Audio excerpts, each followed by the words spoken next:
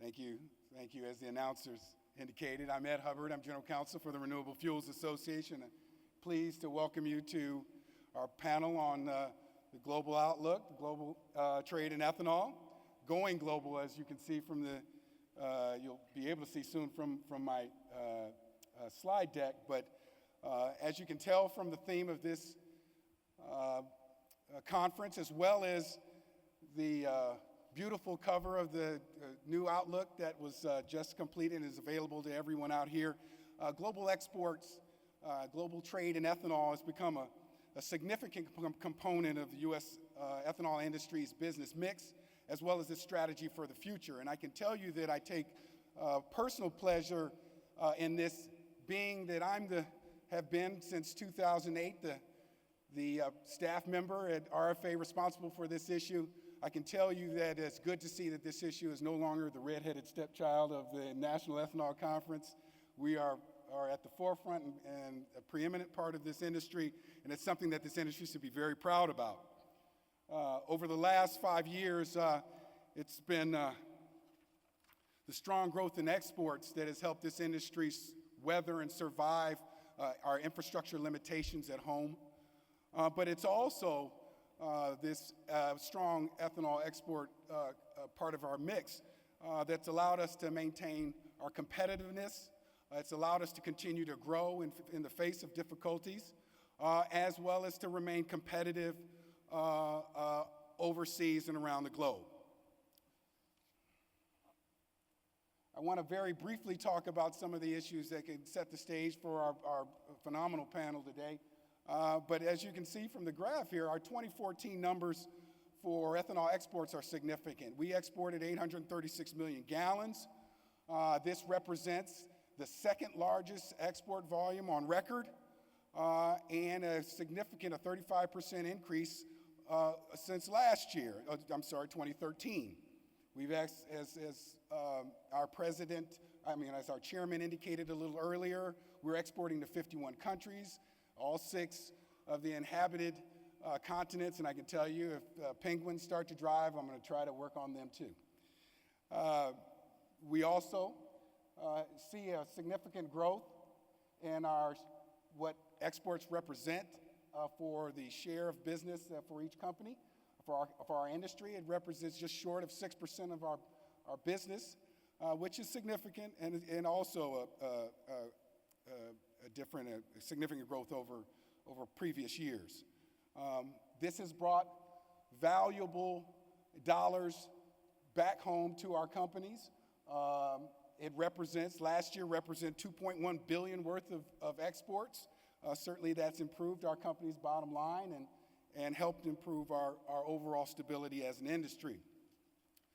But while the success over the last several years has been record-breaking, there's still room for growth. And as long as ethanol, U.S.-made ethanol, provides a valuable, cheaper, and cleaner alternative to petroleum-based gasoline and other carcinogenic or toxic fuel additives, it'll continue to be sought around the globe.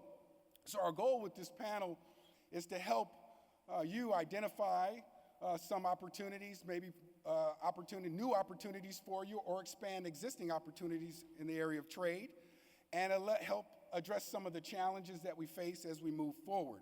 So very briefly, I want to briefly introduce you to our panelists. Our first panelist is Pedro Pareños. Pedro Pareños is with Eco Energy, Vice President for International, and newly minted in that position. Thank you. Our next panelist, and I'm not going to go in that order, is Jim Galvin, who's the CEO and Director of Lakeview Energy. He's going to be able to give a perspective as being a producer who is actively involved in the area of trade, is very actively involved in export promotions through our efforts as well as their own efforts. Our next panelist is Henrique Piccini, the Economic Affairs Officer for the United Nations Conference on Trade and Development, who was responsible, authored a phenomenal report on trade and the status and elements with respect to the trade over currently. And our next panelist, Michael Dwyer, is Director of Global Policy Analysis with the U.S. Department of Agriculture's Foreign Ag Service. He'll be able to give you an indication of some of the resources that are available to you, talk a little bit about what the government, U.S. government is doing to help our industry promote our product overseas. And then our last panelist is Robert Wright, the newly minted Secretary General of our European counterpart, EPURE. So without further ado, I'd like to bring up our first panelist, Pedro Pereños. Just so you know, Pedro serves as Vice President of International for Eco Energy, leading marketer of ethanol, which includes the United States, Brazil, Europe, and Asia. He's worked with Copersucar as executive manager for 5 years, managing the ethanol division. Prior to joining Copersucar, Mr. Pereños worked for 10 years in the oil industry in Brazil in a variety of supply, trading, and logistics positions. He holds a degree in business administration and marketing. Mr. Pereños, thank you. Thanks, Ed. Good morning, everyone. It's my pleasure to be in a panel with that high level with Jim and Hickey, Mike, and Robert. So, I'm glad to be here sharing this panel with you. So today I'm going to talk about the global ethanol market. Before starting, though, let me give one slide introduction of our company. So Eco Energy is a midstream company centered on marketing, trading, and logistics of ethanol in the U.S. We have 14% of U.S. Total share and 25% of the export share out of the U.S. Copersucar, our partner in Brazil, is the largest Brazilian marketer of ethanol and sugar.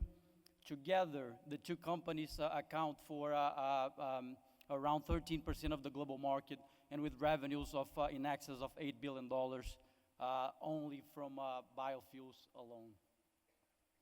So moving forward, let me start giving you some of the global production and demand picture, and with some details about Brazil and U.S. So this is the global production landscape today using 2014 numbers. So a total production in the globe was 29 billion gallons, 111 million cubes. So this production, starting from the left, U.S. has 14.8 billion gallons of production, 13.9 of demand. Brazil 7.4 production, 7.3 billion gallons of demand. And then Europe 2.2 with 2.4 of demand. And then you have Thailand and China pretty much balanced. If you consider only the fuel, China produces 740 million gallons of ethanol, which is their fuel demand as well. Thailand, 350 production and demand. And then you have three countries that have imbalances, which are the most important ones are Japan and Korea. That's industrial grade and ETBE usage. So those countries together, they have a demand of 430 million gallons with a production of 70. So that creates a natural short of 350 million gallons per year. Philippines has a production of 60 million gallons with a demand of 120. So that creates a short of 60 to 70 million gallons per year. And then Pakistan is a structural long with 140 million gallons of production and virtually no domestic demand. And then you have other countries with 3.5 billion gallons of production and 3.6 of demand. So that's the global picture today. If you see U.S. and Brazil together, they account for 75% of both production and demand in the world. So that leads me to the next slide. So let's dig in on those two countries to see the outlook for this year in those two countries. So the top chart, you have the sugarcane crush in the center south of Brazil, the green bars, in the last 10 years. So you see that the sugarcane crush has dramatically increased from the crop 05-06 to the crop 10-11. So we had a small problem, weather related, in the crop 11-12 that reduced the sugarcane crush. And then in the last 3 years, the sugarcane crush has reached a plateau, right? The plateau at around slightly below 600 million tons of cane. So the dotted line is our forecast for the crop 15-16, with 580 million tons of cane. And given the current environment, it's hard to believe that that's going much higher than that in the foreseeable future. So that's sugarcane crush. In the bottom chart, you have ethanol production in the last 10 years as well, right? The light blue bar on the bottom is the anhydrous production, and the bar on the top, the dark blue, is the hydrous production.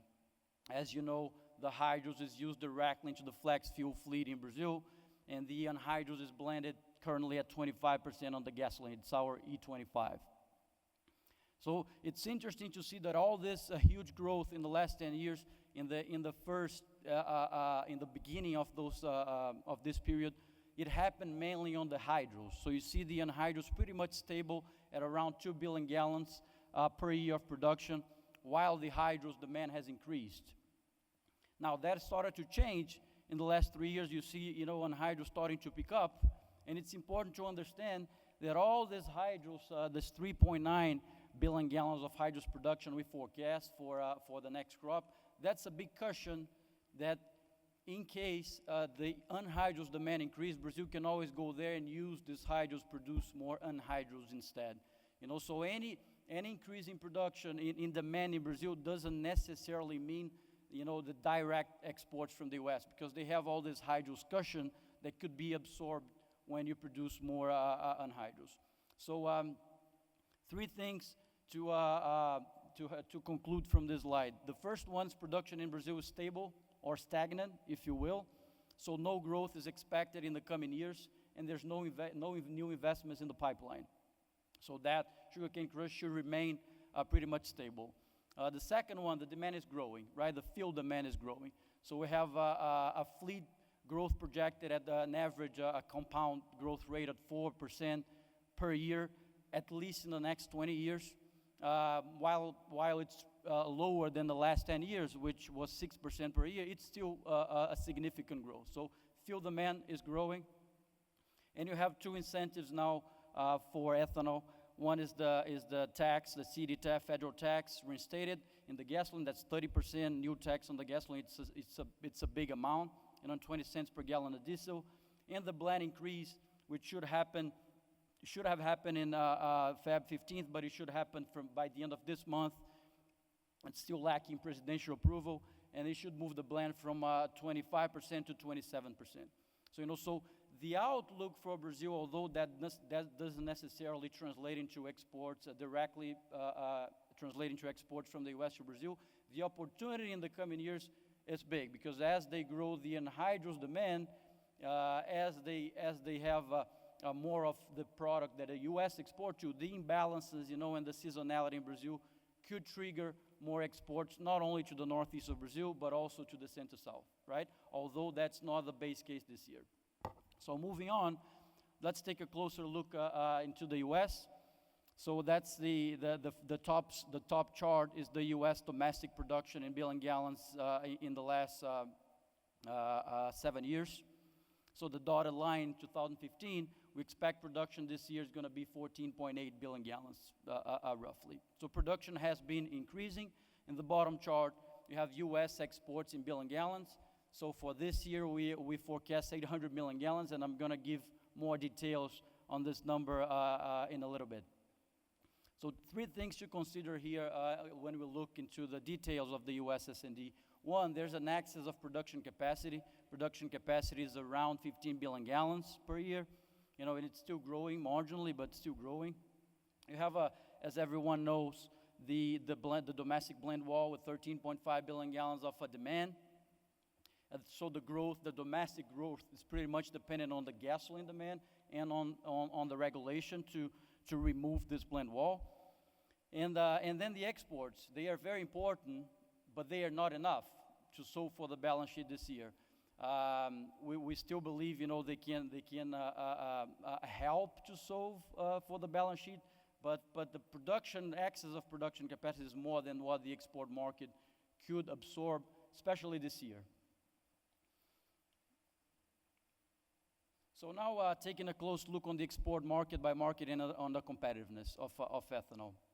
So this slide, this chart shows the U.S. and Brazil exports relative to each other, basis 100%.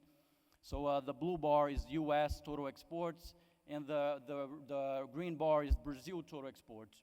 So you see the tremendous change that has happened in the last 6 years. You know, in 2008, U.S. had only 10% of the total of Brazil plus U.S. export sum. And this number has changed from 10% to 70% of this total export last year. So the U.S. has already taken over, you know, pretty much all the markets that Brazil was exporting, except 2 markets that I'm going to share in this next slide. So here you see by destination, the red balloons are the markets to which the U.S. exports, and the blue balloons, the markets to which Brazil exports.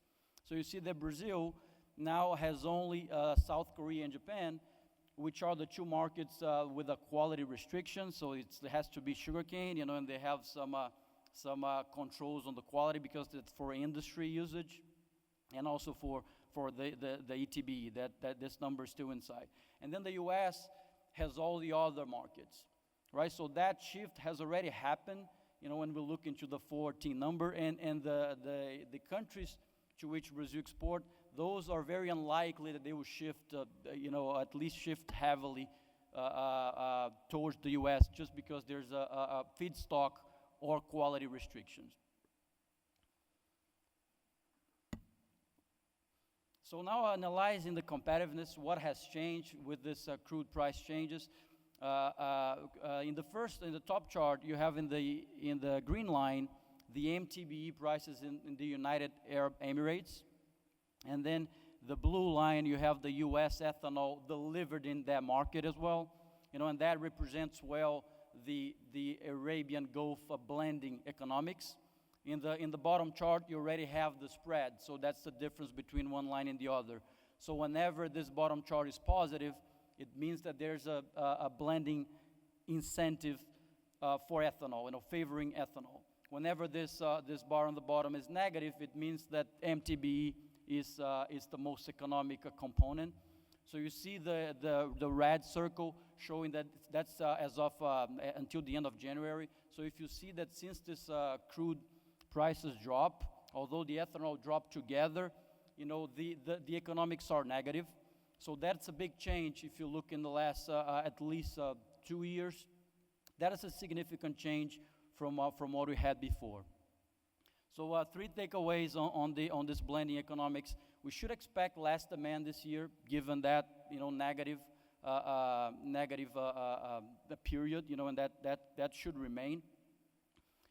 The purchase will be more on the spot, so there's no you know, agreement for the entire year to supply that market, and the crude is the main driver. Now that doesn't mean that the demand is going to be zero in our base case, as I'm going to show in a little bit, because the future gasoline curve is a little bit better, so the economics in the future are better than the current economics. So there will be some opportunities, we believe, but they are not, you know, a no-brainer as they were in 2014. And then the second interesting thing to share about the ethanol competitiveness, this chart we compare Brazil, Europe, and U.S. FOB prices. So when those 3 countries or regions export to the rest of the world, the green line you have Brazil FOB prices, and in this scenario I'm already stretching a little bit the exchange rate. I'm considering an exchange rate real to the $3, so 3 reais to $1, which is slightly higher than the 2.85 that we have today. So you see the minimum prices stretching the exchange rate that we believe Brazil could make for the export market is around $2.10 per gallon FOB Santos, Brazil. The second one is a purple line is Europe. So Europe, considering January, the January future curve, would be around $1.90 per gallon FOB Rotterdam. And then you have the U.S., which is the most competitive, at around $1.70 per gallon FOB the Gulf Coast. So the red bar is U.S. minus Europe. So U.S. is at least 20 cents per gallon more competitive than the second cheapest, which is Europe. And we all know, you know, the supply in Europe is limited. So any big export out of Europe would make prices there adjust. So this slide clearly shows that the U.S. is the most competitive molecule to export to the rest of the world, and it's at least 20 cents better than the second best. So that brings a tremendous advantage. So all the existing exports should remain coming from the U.S. except those two markets I mentioned, Korea and Japan. One thing could change here, I'm going to mention again, but it's important to highlight, is the exchange rate, right? Especially with the euro. So this comparison here in dollar considers $1.15 for 1 euro. If that exchange rate goes to parity 1 by 1, that means Europe will be at parity with the U.S. So European prices would come off to the $1.70 per gallon at the U.S. level.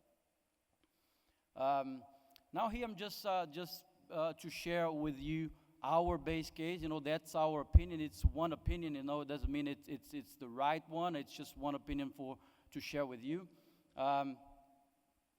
If you look into the pie, we can split the demand of U.S. exports into three categories. The first one we call the mandated markets. So mandated markets such as Canada, such as Philippines, or such as the northeast of Brazil, represent 64% of the U.S. exports. So in our base case, that will remain or even be increased, right? The second layer of demand is what we call in here the medium-low risk. That's industrial usage, European destinations, and some other destinations such as India. That accounts for 25% of U.S. exports. And then the third category is what we call high risk. They're very price sensitive, and the octane blending is the most relevant of this category. And that accounts for 11% of U.S. export. So if we start from the 2014 export base, and this is rounded numbers to facilitate the understanding, 2014 exports were 840 million gallons. So in our base case, what we have is that those mandated markets, they will have a slight increase of 35 million gallon more, but some other markets will decrease. The medium low risk will decrease 20 million gallons, and the octane blending will decrease 55 million gallons. So when we consider all that, it means that our base case for exports in 15 is 800 million gallons out of the U.S. Now, we have a low case, if crude prices drop further, if India doesn't take, or if the octane blending reduction is even stronger than what I thought, it could be as low as 700 million gallons, and in a high case, it could be 900 million gallons.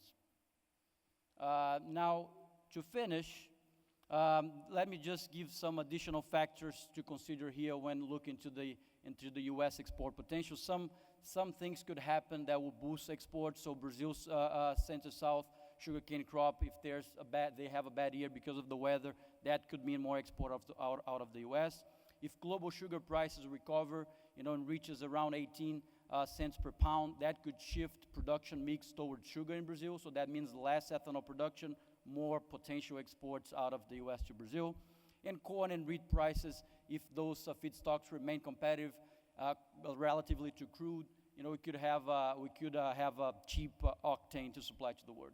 And some other factors could mean less exports. The exchange rate, as I mentioned, if dollars keeps appreciating compared to euro, especially euro and real, that could mean less exports. Crude and fuel prices, lower prices mean less exports. U.S. railroad logistics could send prices high in the U.S., and that means less exports.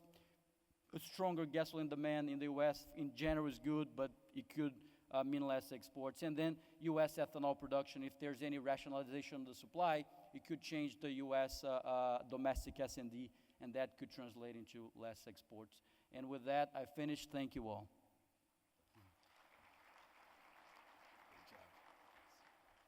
Thank you, Pedro.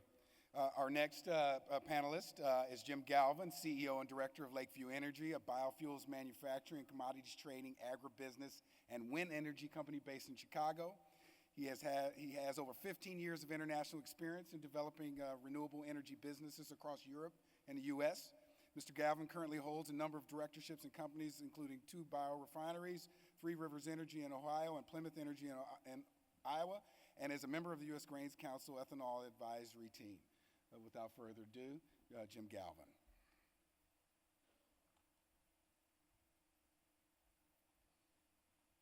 Thank you very much, Ed, for the introduction, and thanks for the opportunity to speak here this morning. I think in speaking to some of my fellow panelists here, there seems to be a kind of a strong Irish theme. So I'm kind of wondering, are we here for our ability to consume alcohol or whether it is our ability to produce it? But for the purposes of this presentation, we'll stick to the production side of it.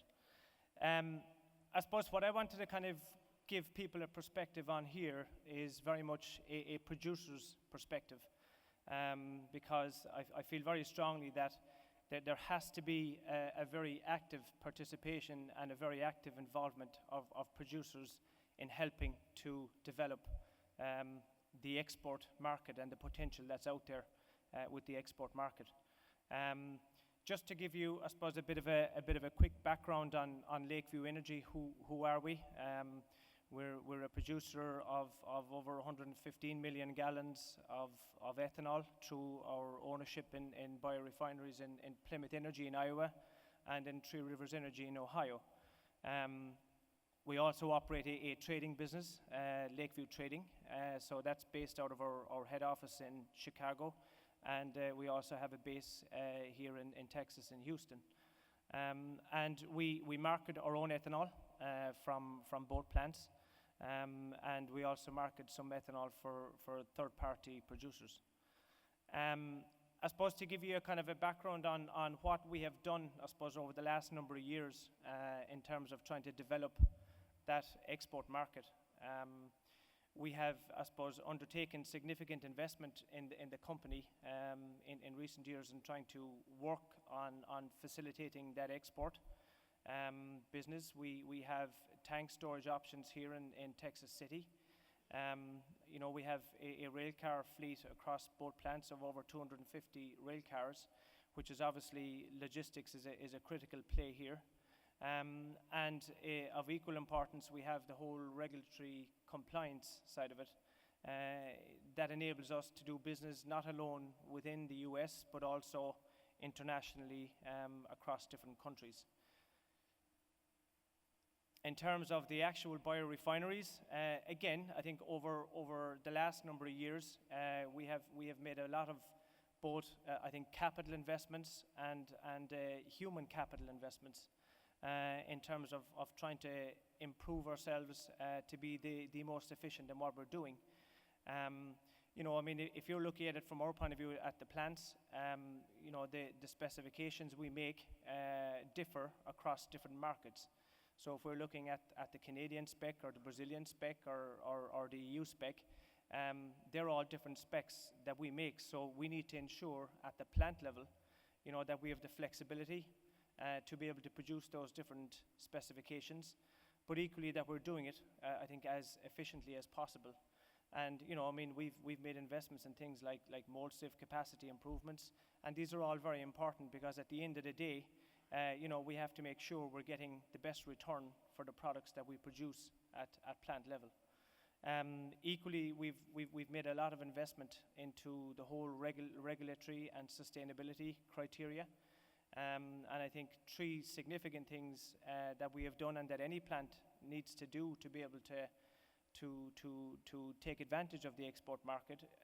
We have a DSP license that we've put in place that allows us to market undenatured ethanol. And that's obviously important when you look at the figures that were presented here earlier in terms of the likes of the Brazilian market, the ability to be able to produce and sell undenatured. We also have spent an awful lot of time on developing the whole sustainability certification. And when we went into the EU market originally, obtaining ISCC compliance was a big part of our business plan in Plymouth Energy. I think that sometimes we underestimate, I think, how, I suppose, efficient we are as an industry in terms of the reduction in greenhouse gas emissions. And if you look at the certification that we have in Plymouth Energy, we have a 47% reduction in greenhouse gas emissions, and that is certified. And that allows us to trade our product across different countries. And as I said, that is a significant thing for any plant to be able to achieve in terms of greenhouse gas emissions. And look, that has taken a long time to put that in place. I always say that we're not in a sprint, we're in a marathon in terms of developing these markets. They don't happen overnight, but they evolve over time, but you have to stick with it.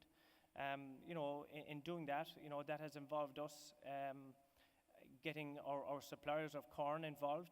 So we have to go inside the farm gate. We have to continuously audit this on an annual basis. So we're basically tracking from the farm right through our destination.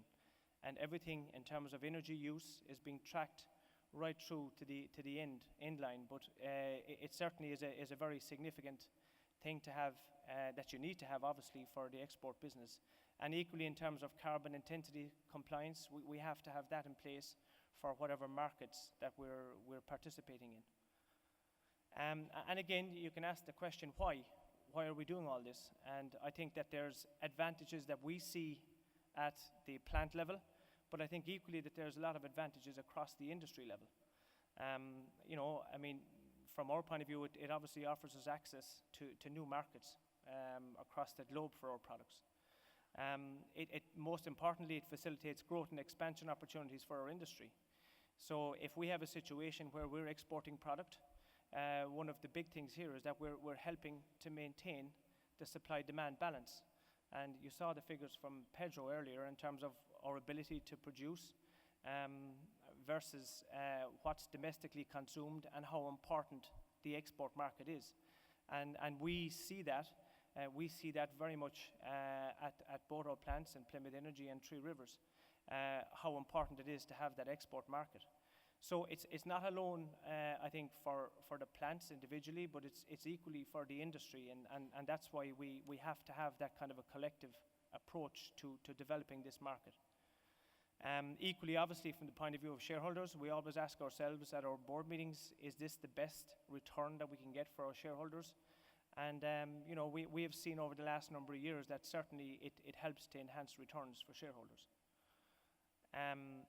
Again, if you look at the progress we've made to date on this, at Plymouth Energy, we've probably averaged 60% of our production has been exported over the last 3 years in Plymouth Energy. That is a significant part of our production, and that can vary, from as low as maybe 40% to up to 100%, depending on where the market is.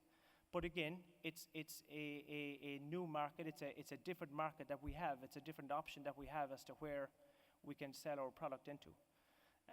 In Three Rivers in Ohio, we're just commencing that process of exporting in 2015. So we're looking at New York Harbor. We're looking at Canada.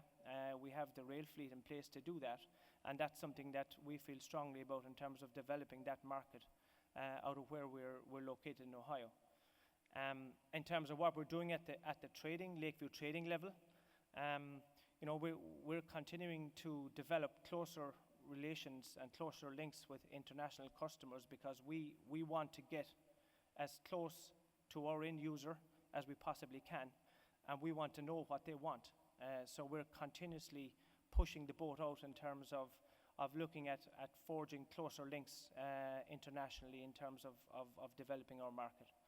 And if you look at it, I think we're very proud of the fact, particularly in Plymouth Energy, where we're using corn that's locally grown, and we're exporting our product and have exported our product to Canada, to Brazil, to the EU, to Peru, to the Philippines, India, Middle East, and that's a fantastic success story in itself. To be able to produce product that can compete across the global stage as effectively as we can. In terms of the challenges we see, I think there are two key challenges. We've got political challenges that are out there, and we've got an educational exercise that we continuously need to work on. And certainly from my experience of partaking in the trade missions last year to China and to Japan and South Korea, I think as a producer, it's critically important, I think, that we participate in these trade missions, because we all know that they can be a pain in the backside to fit in, but it's critically important. When you get out there and you see what the market demands, I think as a producer, it's critically important we know what's going on there. And certainly, you look at the political challenges that are out there, you look at the trade negotiations, we need to make sure that biofuels are a central part of that. I think Bob this morning in his opening address referred to the USTR, and we have, Rob right here that's speaking later. I think that, when you look at the EU market and you look at Pedro's earlier slides there, I mean, that has been a critical market for us in the last number of years, and we need to get that reopened. And we know that it's critically important that we get very active in opening markets like that. In terms of global policy on biofuels, during our trade mission to Japan, one of the things that struck me very forcibly was the policy that they have in place where they will not accept imports of ethanol that don't have a greater than 50% reduction in greenhouse gas emissions. And in effect, the only ethanol that they can import directly into Japan is Brazilian ethanol. So when you look at that and you look at the educational side of it, it's critically important that we update, I think, different people across the globe. The US global network we have is fantastic out there. You have the USDA, you have FOSS, you have the embassies. But these people need to get more of our time in terms of spreading the story and updating them as to where we are in our industry here, because we have advanced a lot in the last number of years, but people across the globe are not fully up to speed, and that's a big part of the job we need to do. Just get the facts and get the information out there in terms of what we're capable of. The same in terms of the national government policies. It's a lot of it is outdated. You go to China, they talk about food versus fuel, still out there. That's outdated information. Again, in the likes of Japan, you see outdated information. So we need to get the message out there from our industry's point of view more and more, and use all the avenues we can to spread that word globally. I suppose in terms of my take on these things, I certainly believe that global exports can double in the next 3 to 5 years. There's no question about that. I think we do underestimate, and again, it's when you get out there, to and participate in the likes of these trade missions, you do realize that we do underestimate the value of what we're producing here. We definitely underestimate it. I mean, we need to continuously remind ourselves, as well as everyone else, that we do produce the cheapest octane out there. We are a big part of the solution in terms of reducing air pollution, and that's none more so obvious when you look at China. I remember one morning looking out of my hotel room and to see the smog in Singapore, and we are a big part of that kind of a solution. We can offer them solutions on that. We certainly are the solution to increasing fuel efficiency. I think that's proven. And obviously, we play a big part in reducing the cost of our motor fuel. And we can do that not alone here in the US, but across the globe. And I think there are things that we really need to focus on. And I think that if there's one thing that I would say is that certainly a rising tide lifts all boats. There's no doubt about that. And we talk about an all of the above energy policy, but we as an industry need an all of the above approach to ensuring that we get the message out there. We need government, we need the trade associations, we need producers, we need the traders, transport and logistics. We all need to work together to ensure that we can achieve, I think, what's obtainable out there in terms of the export potential. And again, I want to reiterate that point, that it's so important as part of the mix to help us continue to grow and develop as an industry, having that sustainable export market out there. So with that, I'll finish it there. Thank you. Thank you so much. Thank you so much, Jim. We'll move along, try to keep us on time. Our next panelist, Enrique Piccini, is an economic affairs officer at the United Nations Conference on Trade and Development, where he's responsible for international bioenergy and organic agriculture projects. He holds a degree in economics from the University of Sao Paulo and holds a master's degree in European studies from Hochschule Bremen, Germany. Without further ado, Mr. Piccini. Thank you.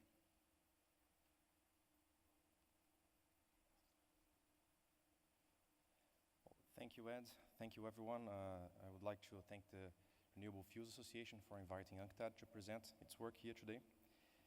My presentation is going to be a bit different from the very deep intelligent insights that we've seen so far, focused on the US. I'm going to present a bit of what's going on internationally and why perhaps this global ethanol market matters especially for poorer countries out there. So UNCTAD, for those of you who don't know, is the UN trade agency based in Geneva, Switzerland. We have an environmental arm where we work with a number of environmental goods, such as ethanol, biofuels, and organic agriculture. So what's going on out there? As we sit here in this room, a number of things are happening in different fora around the world. One of them, and perhaps the big umbrella, is the negotiations taking place in New York on a post-2015 development agenda. The substitution of the Millennium Development Goals, which are expiring this year, for the Sustainable Development Goals, which will guide the 194 countries from 2016 until 2030.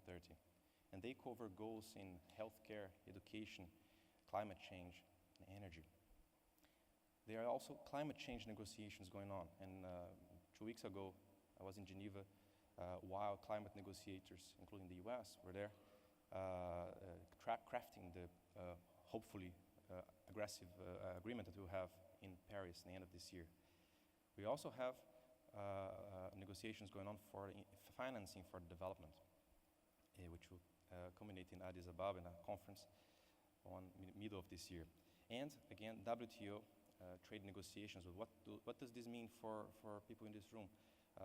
WTO trade negotiations include talks on liberalization of environmental goods and services, and some propose reduction in ethanol tariffs to be part of it. So this could be an opportunity opener for people here. And our main conference, UNCTAD 14, in Lima, to take place in next year after these processes conclude in 2015. So a lot of things are on track. What is the relations between biofuels, between ethanol and the SDGs being negotiated in New York? Oh, especially there is one SDG, which is basically a done deal, SDG number 7, which will call for a greater access to renewable energy, sustainable energy, and also more energy efficiency by 2030. And this goal is one of the ones which has the highest political support, so certainly be part of the development framework from next year onwards. And this gives an umbrella for everyone to work together towards promoting renewable and sustainable energy. So what's happening out there? Yeah. What's happening out there? You can find work being done in different fora and different events. For example, the Nairobi framework trying to spread the clean development mechanism, also working to spread low carbon development to African countries. There's the African Carbon Forum, which takes place every year in Africa. We organize events on bioenergy there with policymakers to assess and promote the responsible development of bioenergy in African countries. Countries as far as Vanuatu, and those of you in island states in the Pacific, are very interested, and we're working with us on developing biofuels based on coconut shells and coconut oil that they have there in abundance. The market today has somehow plateaued, the global market. You see a stabilization level of growth.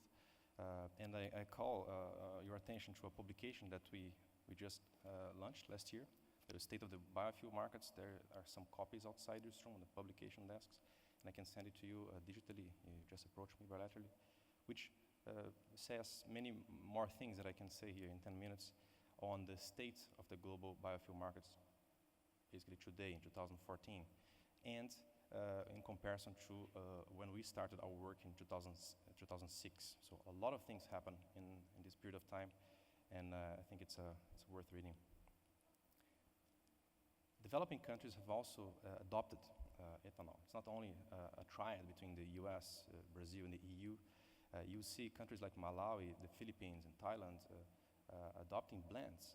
Some are implemented, others are on track to be implemented.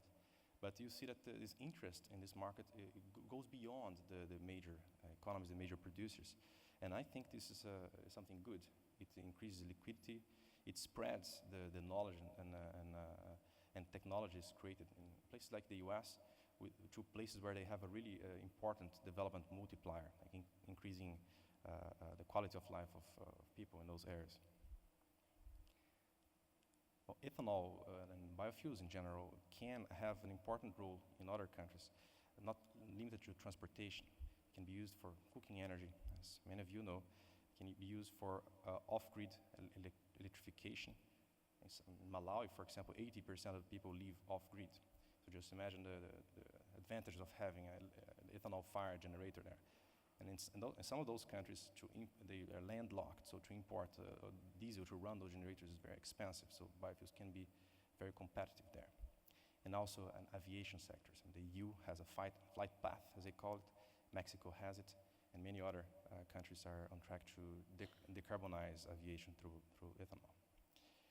I think the representative from the EU ethanol industry can cover this very well, but there are some issues that need to be worked out in a global partnership for this. One of them is the ups and goes of regulatory uncertainty. Like in 2009, the EU, for example, proposed sustainability requirements, very ambitious, and then the whole ILUC thing has been highly debated, including the European Parliament. And a proposed solution was to limit the market for first generation biofuels on 5%, 7%. This creates uncertainty for investors, especially those who paid to get certified for first generation production and exports. And partially of this regulatory comes and goes resulted in a small growth of the biofuel markets compared to other renewable energies, such as wind and solar, in the same time frame. What we do at the UN to try to tackle those issues, I mean, we promote dialogue. UNCTAD and the UN in general is not, or most of the UN agencies are not binding negotiation forums, but they allow countries to discuss things, hopefully before they become problems, and for example, go to the WTO. We had an event to discuss the EU proposed caps with the participation from industry representatives in 2013. We also do studies like the report I just mentioned, and to try to benchmark and have an overview of the market without a centric view on a certain specific country. And look at things that matter a lot for developing countries, such as the costs of sustainability. Everyone wants to have good biofuels, good ethanol, sustainable, certified, but it has a cost. And at least in the EU, you will see no premiums for certified.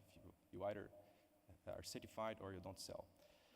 So this, well, it's a burden for producers in the US and the EU, but can be a killer for producers in, for example, in Malawi or Sierra Leone. But even then, some examples of successes are taking place. This picture on the screen shows, well, the factory is already completed, but an ADAX biorefinery, an ethanol mill in Sierra Leone, which is now completed and selling ethanol in the African continent. So there's one of the examples that even countries outside the triad, as I mentioned, can be successful producers in this market. Again, everyone wants to have better biofuels. The industry is very dynamic and is striving to always improve itself.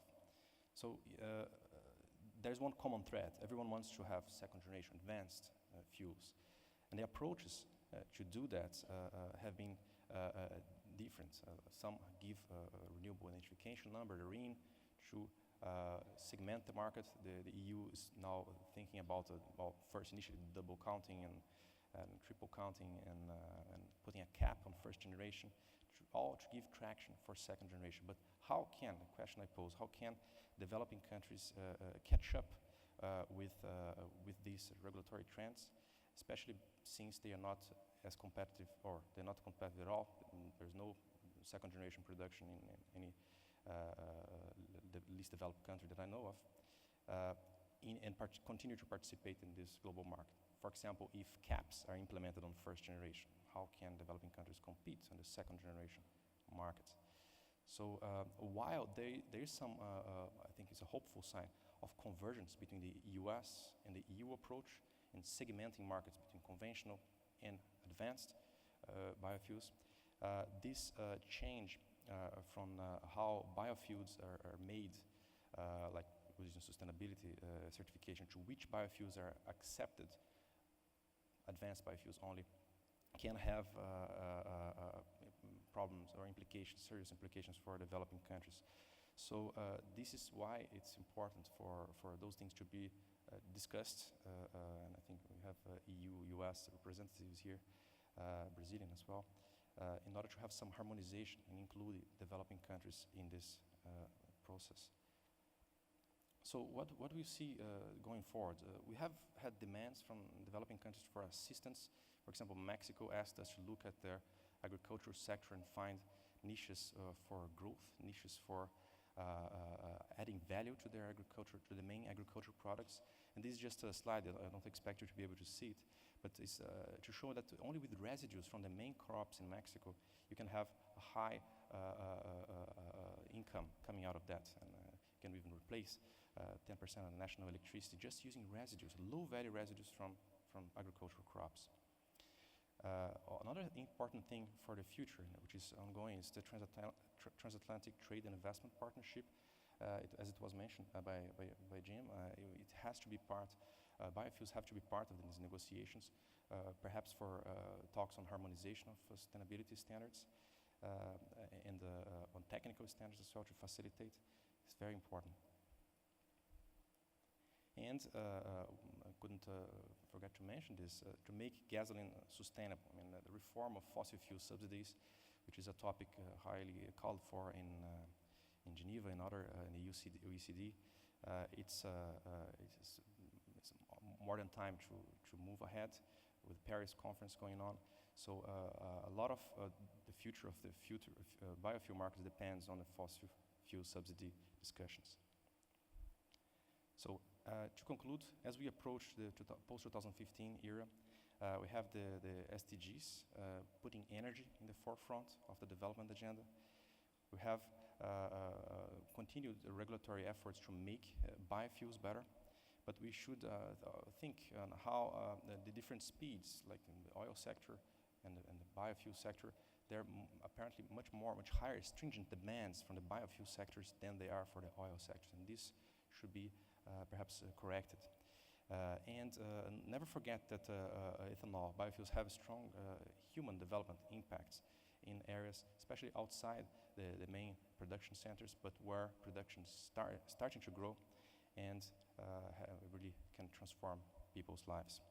Well, thank you. If you have any questions, I'll be happy to answer you bilaterally. Thanks, Ed. Thank you. We'll go ahead and move along, try to keep up with time. Our next panelist, Michael Dwyer, is Director of Global Policy Analysis for the Foreign Agricultural Service, the primary international trade agency of the U.S. Department of Agriculture. Why don't you come on, Mike, and let us know. All right, thanks. Can everybody hear me okay? Yep. You know, I can't see any of you with these bright lights in my eyes, so I'm assuming you can hear me okay. All right, so Pedro, you did such a great job on your presentation, and Jim, yours too, that I'm going to actually make a bit of a mid-course correction here on what I'm going to say, because I don't want to bore you with redundant statistics. Instead, I'll focus based more on where we're headed instead of where we've been. But I do need to at least start with this first chart. For those of you, 2008 was when I took this job. And biofuels became part of my portfolio as the director of the division. And if you remember what 2008 was known for, that was the beginning of the food versus fuel debate, where American corn ethanol basically got demonized in large chunks of the world as causing the price of food to rise. If I had told you in 2008 the U.S. would become the world's largest net exporter of ethanol in about 6 years' time, most of you would think I was drinking that ethanol, because there was almost no chance. We had a 54-cent a gallon import duty, if you remember back then, and we still imported lots from Brazil. A lot has happened in 5 years.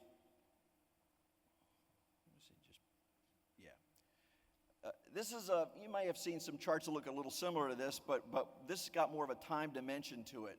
This shows where ethanol usage around the world is today versus where USDA believes it will be 10 years from now. One thing I don't want y'all to get too upset about, I can see, if Bob's in the audience, he's probably squirming right about now, where we're calling for a 9% contraction in U.S. ethanol consumption by 2024. This assumes no real progress on overcoming the blend wall, that slow growth in E15 and E85. That is not a forecast. It's saying that if current trends continue, this is what things look like. So the job here is to make sure current things don't continue. Our gasoline pool is contracting. The gasoline pool in the number 2 market, Brazil, is actually continuing to grow. We think there'll be about a 50% increase in Brazil. But the thing you should take away from this chart is there doesn't appear to be a lot of big pies anywhere in the world. If you take the U.S. and Brazil out of the equation, there's a lot of small markets, including in the fastest growing fuel market in the world, which is Asia. I'm going to come back to that because that's a major theme in terms of market development. A lot of charts will be shown here today looking at U.S. exports. I think that's only part of the puzzle. You really have to look at the larger pond that we play in, and this is global trade in ethanol. Looking from 2002 to 2013, you don't have to know a lot about statistics. That's an upward trend, and that's a good thing if you're in the market of ethanol. About 7 billion gallons was traded in 2013. In 2014, preliminary indications are that's about 7.5 billion liters, worth about $5.5–6 billion. So this is where U.S. exports compete. The beauty of this picture, when you combine it with this chart, our market share this year, and well, at least in 2013, was about 30 to 35%, and that depends on if you use volume or value as your way of measuring market share. In 2014, a steep reduction actually in Brazilian exports, combined with continued growth in U.S. exports to about $2 billion. U.S. exports, we are the largest exporter in the world with about a 40 to 45% share of the market. Those are great statistics. A lot of that's due to the favorable economics in the U.S. industry, compared with a lot of question marks in Brazil. We think this trend should continue, but not at the rate of increase you saw between 2009 and like 2013.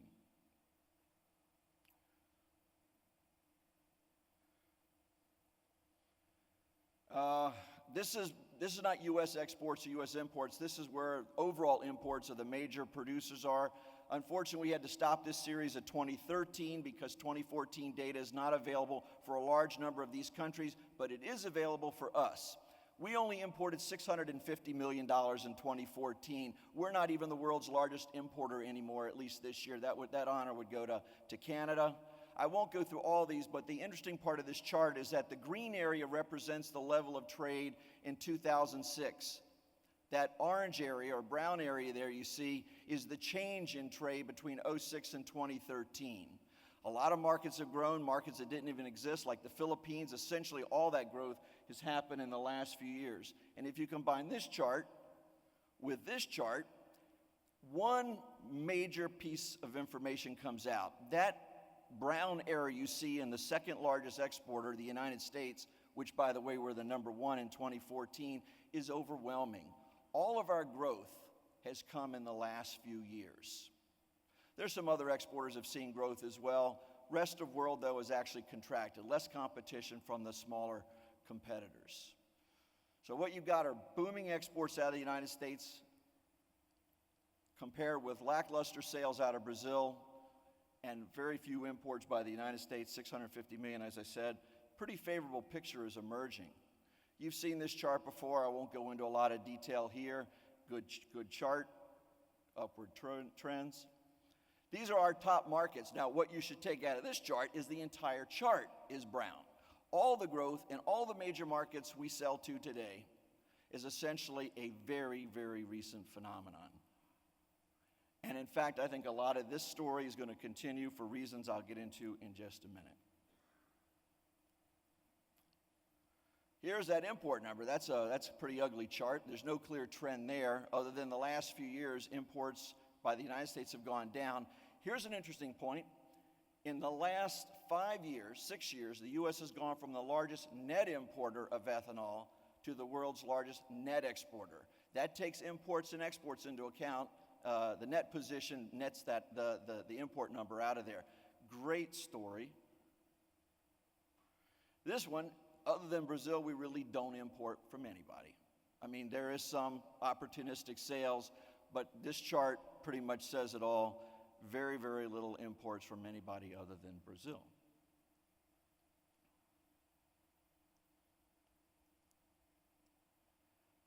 Okay, so where do we go from here? This is the part where I'm going to change a little bit. The U.S. Department of Agriculture, the U.S. government for that matter, does not consider ethanol technically to be an agricultural product. So when you hear Secretary Vilsack say the U.S. exported $141 billion this year, that doesn't include any ethanol sales at all. It's interesting because if I were to ask anybody in this room, do you consider ethanol an ag product, I'm sure all of you would say yes, especially when you consider DDGs, a major byproduct of the process, production process, is absolutely an agricultural product and one that's been the fastest growing export over the last 10 years. Going forward, the one thing you probably noticed in that slide, and let me just refresh it a little bit, this chart I started off with, the fastest growing fuel market in the world has a very low penetration rate for ethanol. So you have combined growth in fuel, combined with a very low penetration, and any market developer would have to conclude this is the market. You at least have to put a large chunk of your resources in if you're trying to develop new markets going forward. The wind is at your back. That doesn't mean it's going to be easy because the food versus fuel debate still rages in Asia. New talking points are needed, but they're still operating off this. And we mentioned some trade missions that have recently taken place to Asia. If you take a look in Asia, these are the countries in no particular order of importance. It's not alphabetical, it's not size. These are the ones that we believe are probably the ones that would have the biggest payoff. I just came back from Thailand. Thailand, the Ministry of Energy, basically said they did not feel they would be in the export market for much longer. Their domestic demand is growing fast enough. They're not likely to have any product to compete with us in Asia, especially when their price of ethanol is almost twice the price of ours. The only way they're going to be selling into Asian markets that we want to compete in is that if they're doing something that helps them become more competitive versus what's at home. And if you're an ethanol producer, why would you export for half the price when you can get twice as much in your own home market protected by the government? I won't go through all of these except the three that have to jump out at you as really needle-moving possibilities are the three biggies: China, India, and Japan. In the case of China, that little red bar you see there, 2012, that's their current consumption of ethanol there, about 600 million gallons. Now you should know that China does have an alternative fuel to gasoline. It's methanol, and it's blended pretty widely in the fuel supply at least at the national level. The problem is they use coal as the feedstock, which means they're actually better off from an environmental point of view using straight up, gasoline.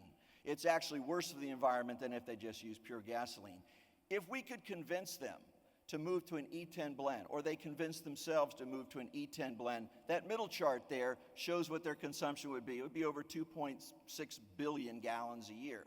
And given fuel demand, the projection for fuel demand in China over the next 10 years, 4 billion gallons. So this is a market definitely worth putting a heavy investment into. India, similar story, but on a lower magnitude. And in the case of Japan, same story, but that last bar, 2022, will actually be a little bit smaller than what it would be currently because Japan shares one feature with the United States and Europe. We have a shrinking gasoline pool. Now, the final thoughts, let me just share something with you. We've been in the market development game at FAS for 50 years. We've got great relationships with a number of the commodity organizations throughout the U.S., including one in particular that's shown an incredible capacity to develop new markets almost out of thin air, and it's the U.S. Grains Council. Now that the USDA has put ethanol on cover for all of our market expansion or our market promotion programs, including one you may have heard of, the Market Access Program, or MAP, and FMD, which are funded under the Farm Bill at full levels, we're going to start developing new markets for ethanol around the world, and we clearly need some. Right now, it's heavily dominated by just a handful of countries. New markets are needed, particularly in Asia. The Grains Council has as partnerships Growth Energy and RFA. All right, so the strategies that are being put together are not just those by the Grains Council. They're looking to industry partners with a much deeper knowledge of the ethanol market than they do. But I should tell you, you should not discount them because DDGs as a product didn't even exist just a few years ago. The Grains Council did a tremendous job showing people how to use the product, the kind of results they can expect from blending it into animal feed.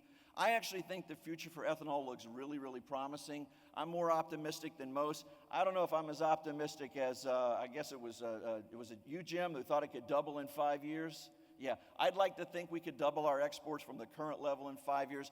But I think somewhere between, 25 to 50%, maybe 75% is doable, but it's going to take a concerted effort by the government and by industry working together to turn markets, basically markets that do not exist today or do not exist reliably, as major permanent markets for ethanol. And I think with the industry economics being what they are today and what we expect to be over the next 10 years, where corn will be under $4 a bushel and all the kinds of problems that we see on the sugar side, I think U.S. ethanol will be the ticket for the next 10 years. Thank you very much.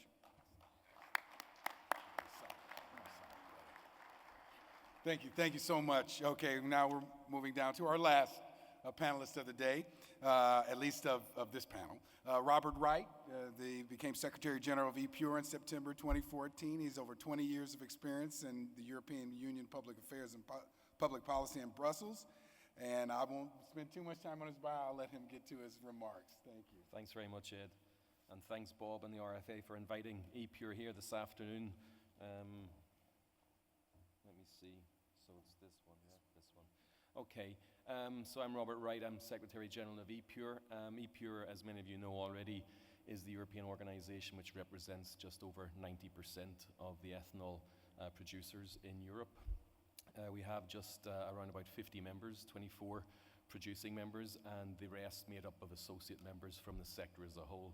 So I've come to the US many times over the last few years in previous lives, and very often people have asked what the heck is going on in Europe.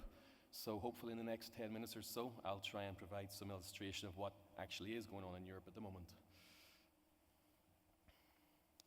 At this point in time, as many of you know, we face some struggle and some potential very real threats actually with regard to the revision of two key pieces of legislation for us. Since 2009 there have been the Renewable Energy Directive, which is the European equivalent of your RFS, and the Fuel Quality Directive, which is our equivalent of your LCFS. These were adopted in 2009 with setting down projections to 2020. And in around about 2011, 2012, the Commission decided to start reviewing both directives to take into account ILUC factors. So we're stuck in the moment in a co-decision making process in the Parliament with the Council, and we're hoping, and we've been asking for clarity on a number of issues and for the directives to be reformed and finished sometime around about summer this year, hopefully. Of course, given the vagaries of the EU policy process, there are a number of things that can happen in the meantime to make agreement difficult. The Parliament and the Council of Member States have to agree together, so we're hoping that a deal can be reached, but it's not certain. 4 key areas for EPUR and our sector in Europe are really with regard to the market cap. You've heard about the cap which the Commission proposed, capping food-based conventional fuels to 5%. The Council last year proposed 7%. The Parliament has asked for 6%. Our argument is to go along lines with the Council and ask for 7%. And these 4 key areas, right now, we've managed in the last few weeks to get our key amendments tabled into the Parliament Environment Committee, who vote next week, and who, believe it or not, are actually on holiday this week. And back in their home constituencies. So they're hunkering down, trying to reach agreement on which amendments will pass and which will fail. And the 4 key areas that we've pressed are actually in discussion, so that's a good development. The second area is the 7.5% dedicated mandatory ethanol target in petrol. The third one is actually arguing for a binding target for advanced biofuels. There's some discussion about what the figures of that should be. We want a feasible binding target. We don't believe that the figure itself, the size of the figure, is as important as the fact that it should be binding. But there are discussions at the moment on whether it should be 1.25 or 0.5, and somewhere or another between the Parliament and the Council, there will be some agreement on whether or not to even have it, because the Council and the Member States at the moment are not generally in favour of binding targets on anything. The fourth one, which is a new area, a newish area, and is very, very important, is we've been focusing in the last period of time in trying to get recognition that ethanol in Europe has lower ILUC impacts than diesel. And we're trying to get ourselves into a situation whereby we get that recognized via ILUC certification between now and 2020. So the revision of these two directives are generally seen as creating an awful lot of regulatory uncertainty in Europe, and that is actually the case. Since 2011, 2012, investments have dropped because of this regulatory uncertainty. However, the picture is not necessarily all negative. At the same time that the EU Commission and the EU in general are revising the two directives, RED and FQD, Fuel Quality Directive, there are active discussions ongoing at the moment with regard to developing a 2030 energy and climate framework. We believe that there is a strong role for biofuels to play in that framework, and we believe and will continue to argue that once we get out from underneath this ILUC discussion, we need to start repositioning our industry as being seen as a solution provider and an enabler of the key objectives that will be getting developed inside this 2030 framework.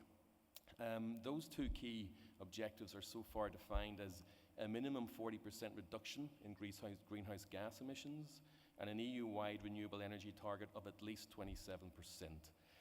In the Council's own impact assessment, they stated a couple of things which for us seem quite positive and which we can work with at least as a basis.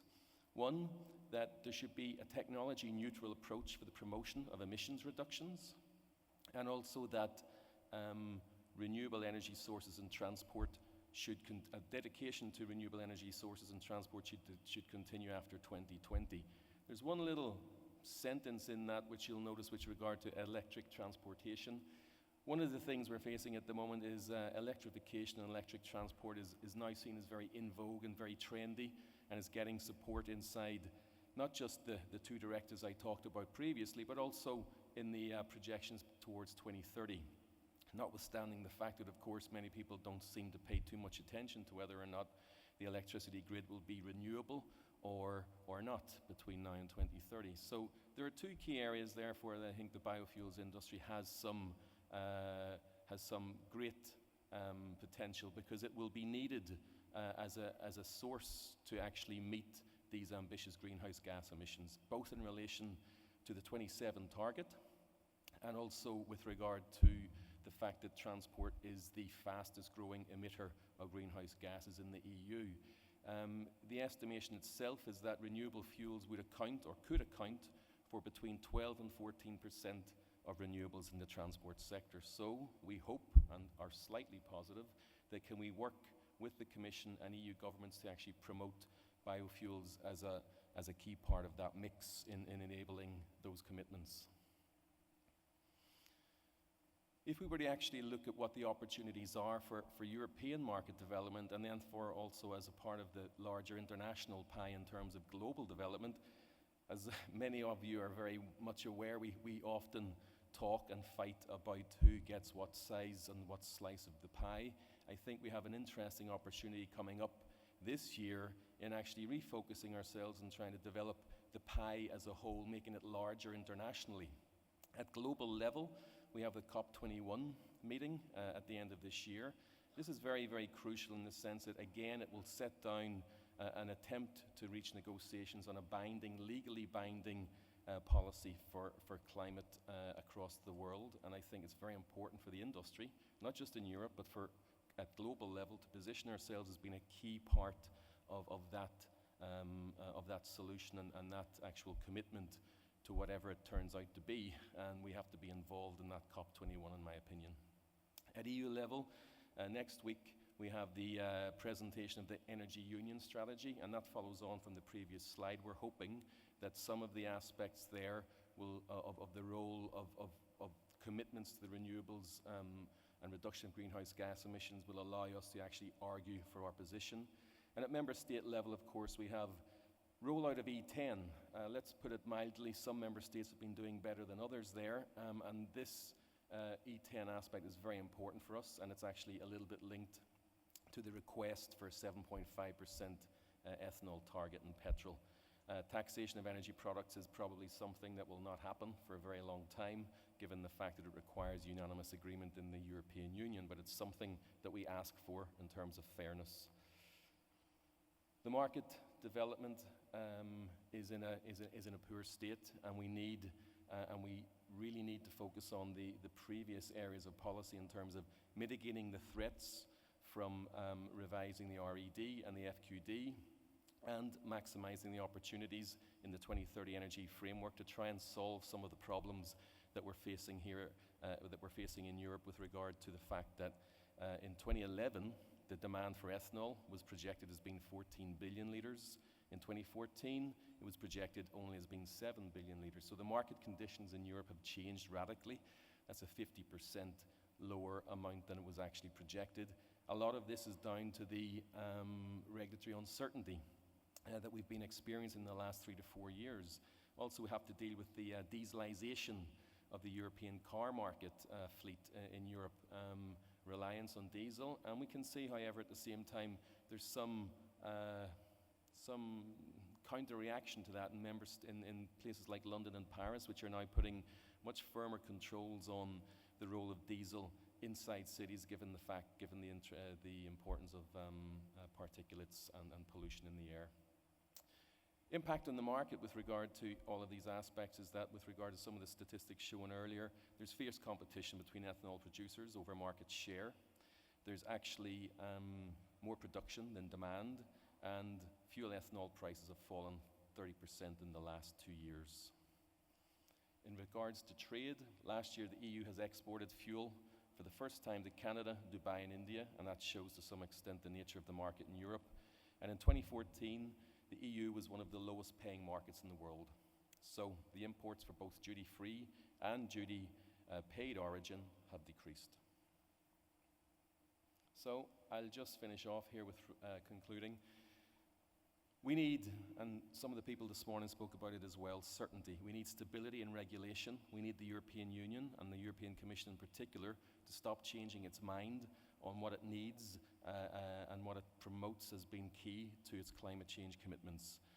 So with regard to that, we need stable, ambitious targets for renewable ethanol, but before 2020 and post-2020. We also need to see an increased rollout of E10 across the EU for member states to actually follow their commitments in that area. And we need fair taxation of renewable ethanol compared to other renewable and fossil fuel alternatives.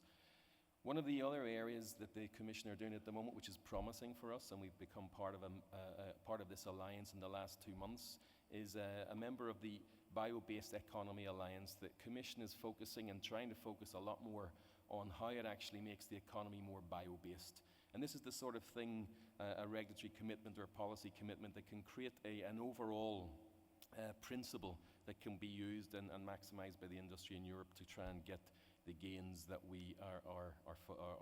I just mentioned earlier. So we can conclude by either thinking the glass is half empty or the glass is half full. Right now it seems rather more half empty than half full, but we're not dead yet. We still have a lot to work on and focus on, and I think actually with some of the international aspects in terms of growing the global market, there are things to be done with UN COP21 this year. So in Europe, it's tough, but we're trying to look forward with a bit more optimism. So thank you for your attention.